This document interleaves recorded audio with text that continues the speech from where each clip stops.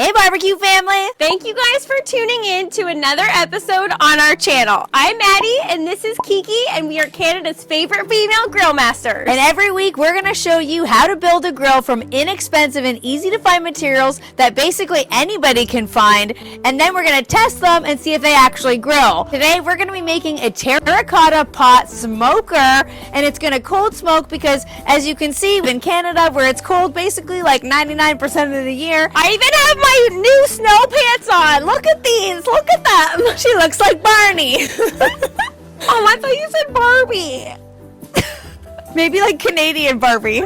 Yeah! We're gonna test our smoker today by smoking some plant-based cheeses, guys. So much fun, so easy to do. Let's get started. So to get started with our Terra Cotta Pot smoker, we obviously have here our Terra Cotta Pot. So this one is about 21 inches in diameter, and we've decided to give it some height by using this old-fashioned antique egg crate, as well as this pot here, and we're using the pot like it's an ash pan. So all the ashes that are collected inside the grill as the charcoal's burning will fall through into the pan here. So we like to keep things nice and clean. It obviously could just fall onto the ground here. We're on a heat safe surface, but we just want to make sure that we have an easy cleanup. So we found this old barbecue grate at the grill studio, so we're going to be putting it to use on our Terra Cotta Pot smoker, and it fits nice and snug. And now we're ready to build our lid. So in order to build our lid for our Terra Cotta Pot smoker, we're going to be using a U-bracket for a handle to put onto the lid right here. So all we're gonna do is put down the handle roughly where we'd like it to go, and just get a pencil and mark it like that. Mark it like that. Just give it a little mark there too. We're just basically drawing a little box around the bolt here. Then we can start drilling. Now to drill into Terra Cotta, the key is to start with a very thin drill bit like this one and slowly work your way up to a thicker one so you don't crack the actual pot. This pot right here cost about $25, and so did this one, so we don't want to mess this up. Here we go. Slow and steady here. Slow and steady wins the race. You don't want to force this and go too fast with it. All right, we're through. That took a while. Like I said, we're gonna get to the other side and then we're gonna switch drill bits to make the hole a little bit bigger. We're about 3 drill bits up from that first little thin one, but I can start to feel that it's starting to get dry on the outside. So we forgot to mention that before we even started drilling the Terra Cotta pot, we soaked it in water along the bottom just so that it would be easier to drill in. So now that it's starting to dry, we're just going to add a little bit more water to the top. And again, the water, the whole point of it is to prevent this from splitting and smashing. It's cold out here. That also could add to the potential of it smashing. So the water just makes it so that we have a better chance of getting this hole a little bit bigger.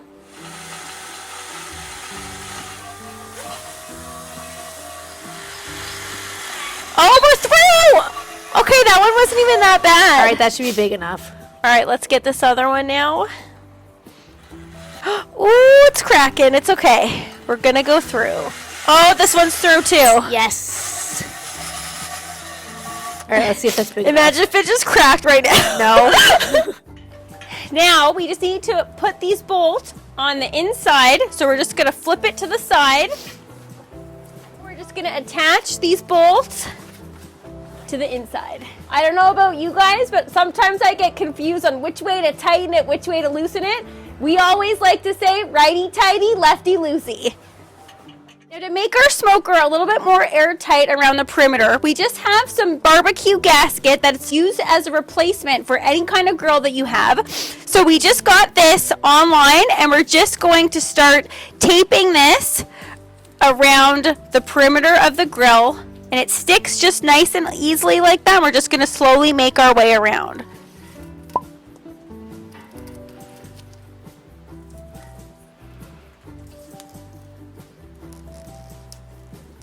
Okay, so then now we're just coming to line it up. Okay, we're just going to get some scissors.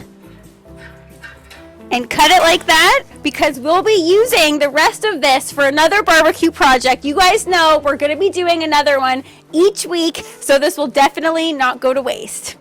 Okay guys, so I have very high hopes that the smoker is going to work perfectly, and I can't wait to get started on this plant-based cheese. So in order to do a really creamy plant-based cheese, we need to start off with a lot of cashews that have been soaked overnight. Now the purpose of doing that is to make sure that the cashews are going to blend nice and creamy. So the cheese that we're going for today is going to be comparable to like a Boursin cheese or like a goat cheese. It's going to be super creamy, a little bit zesty. This recipe is very, very simple. All we're going to do is add everything to our immersion blender. We have some garlic powder and onion powder. This is kind of like our plant-based recipe secret, and that is white miso paste. That's what's going to give this cheese a nutty umami flavor. Yellow mustard for some tanginess and also a little bit of color. This is nutritional yeast, and that's what's going to give this cheese a really cheesy flavor. So you don't want to skimp on the nutritional yeast. This might seem like a lot, but this is really what's going to take that cheese to Cheese Town. Then we're going to add in some lemon juice.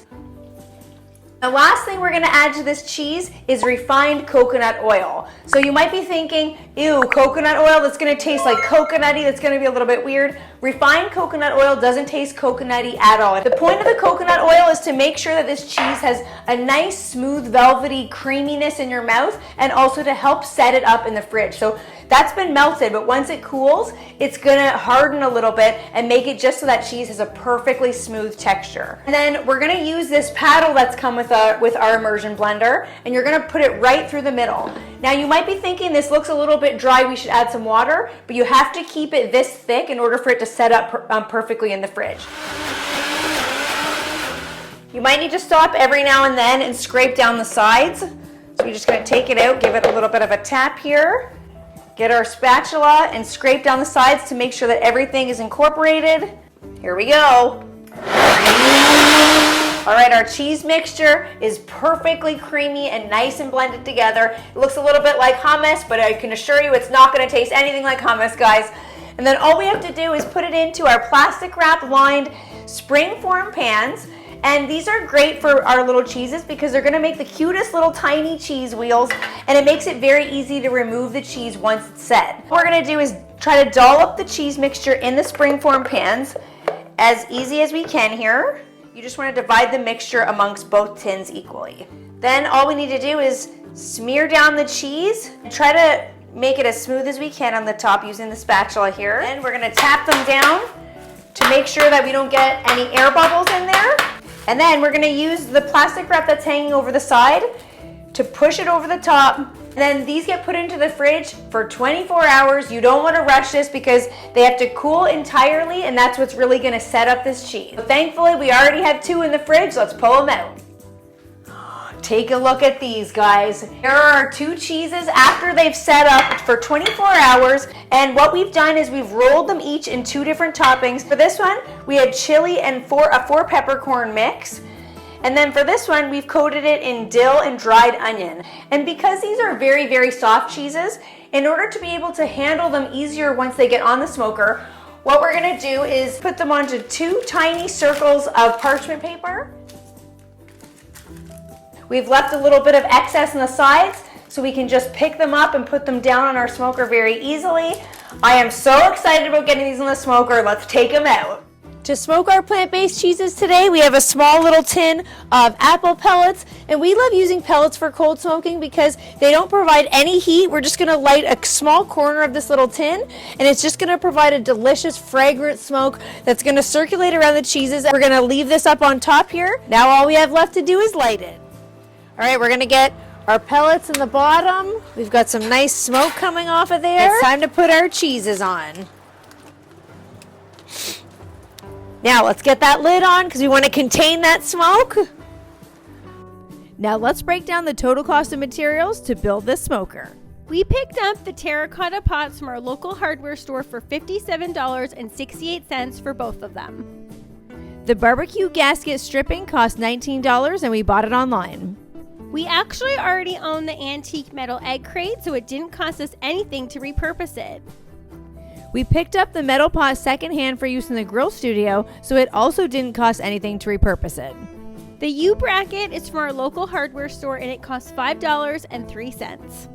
So the grand total for this awesome smoker was $81.71, which is such an incredible price for such a simple smoker that cold smoked our plant-based cheeses perfectly. All right, so our cheese has been on for about an hour and we're ready to take it off. So in order for this cheese to taste a little bit smoky but not overly smoky and have the smoke flavor penetrate through the entire cheese, it has to rest in the fridge on a wire rack like this for about a week to allow those flavors to mellow. We wish you guys could smell how fantastic it smells out here. You can really smell those apple pellets. I can't wait to see how the cheese tastes. And it's so cold out here, I kind of just want to be like, oh. Yeah, but it's not even warm. No, it's not. That's not at all. All right, let's get the lid off. Ooh. Oh my goodness, that looks beautiful. So smoky.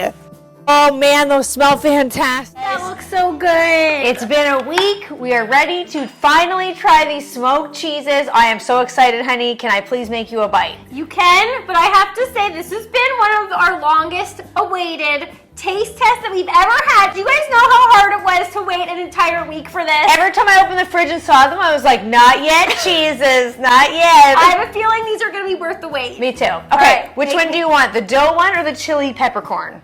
I don't get both. Which one do you want first? Okay, you pick. Okay. Make me a surprise bite. I don't know what it is. Okay, I'm gonna go. Well, you'll be able to see once you turn back around. I know, that's what I'm saying. Okay. Actually, no, should I just close my eyes? Yeah, let me close my eyes. Okay, my eyes are closed. Are they? Okay. Okay, here we go. Is it the onion dough one? Is it the peppercorn one? I'm excited either way. Okay, here we go. It's cheesy, it's cheesy, it's cheesy. That's the song for this week, okay guys? Yep. Those are the lyrics. Everybody sing along. It's cheesy, it's cheesy. Okay, here we go.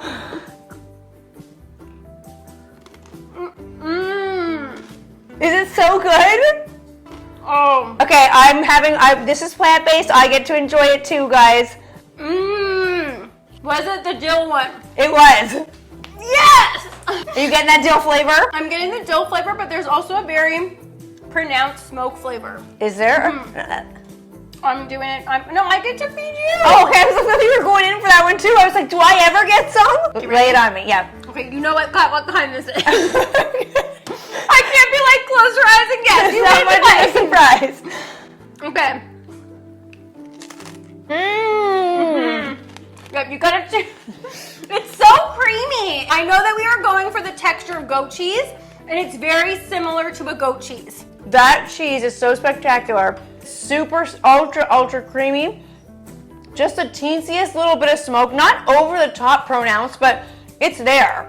You know it's there. You're not like, oh my goodness. Is that a regular cheese? It's so delicious. Such a strong cheese flavor. You get that from the nutritional yeast. This is the chili peppercorn. Yeah. Oh no, we gotta eat more cheese. Oh, that's my fave. That's my fave. That one is good. Spicy and smoky. It's zesty. That one is very zesty. No, that reminds me of. What? Sorry, what? Crunchy. No, what it reminds me of?